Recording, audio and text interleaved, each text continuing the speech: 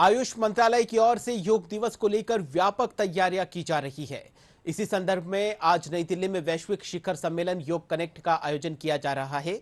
सम्मेलन के उद्घाटन सत्र को संबोधित करते हुए केंद्रीय आयुष मंत्री प्रताप राव जाधव ने सम्मेलन को संबोधित करते हुए कहा कि योग सीमाओं और धर्म से परे है। योग अब लोगों में लोकप्रिय हो गया है। शहरी क्षेत्रों में योग के प्रति लोगों का रुझान बढ़ा है। उन्होंने कहा कि योग भारत की ओर से उपहार है। साथियों, मुझे आपके साथ यह साझा करते हुए गर्व हो रहा है कि इस वर्ष आयुष मंत्रालय के अंतर्गत आने वाले CCRYN ने योग प्रभाव के तहत एक राष्ट्रव्यापी सर्वेक्षण किया है और जिसमें पता चला है कि हमारे देश में 11% से अधिक उत्तरदाता नियमित रूप से योगाभ्यास करते हैं।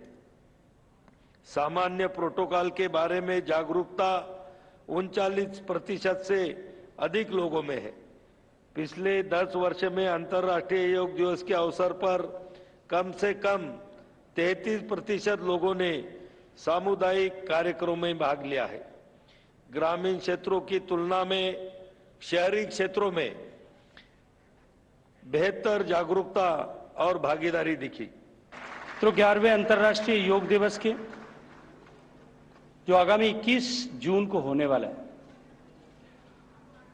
उसकी एक प्रमुख पहल, जैसा अभी प्रताप जी ने अपने भाषण में कहा कि 10 अलग अलग तरह के कार्यक्रम होंगे, उसकी एक प्रमुख पहल योगा कनेक्ट के बैनर के तले आज ये योग के विज्ञान, योग के सार, उसके आध्यात्मिक विरासत और व्यक्ति के जीवन में, समाज के जीवन में, विश्व के समग्र परिप्रेक्ष्य में योग की आवश्यकता, वर्तमान संदर्भ में जिस तरह के ग्लोबल टर्बुलेंस से, जियोपॉलिटिकल टर्बुलेंस से पूरा विश्व गुजर रहा है, ऐसे समय में जब योग और भी अधिक प्रासंगिक हो गया, समय की आवश्यकता पूरा विश्व बहुत शिद्दत के साथ महसूस कर रहा है, उस समय आयोजित इस वैश्विक संवाद के कार्यक्रम में उपस्थित होना मेरे लिए अत्यंत सौभाग्य का विषय है।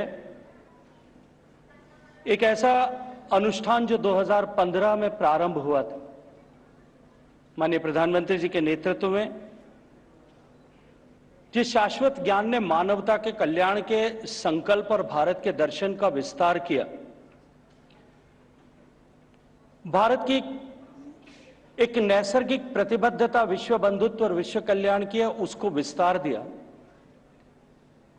ऐसे महत्वपूर्ण, उस विषय से जुड़े हुए महत्वपूर्ण कार्यक्रम में आने का सौभाग्यपूर्ण अवसर देने के लिए मैं आयुष मंत्रालय के मंत्री, मेरे साथी आदरणीय प्रताप राव जी का और आदरणीय वैद्य राजेश कोटेचा जी का हृदयपूर्वक धन्यवाद करते हुए उनका बहुत सारा अभिनंदन करता हूं।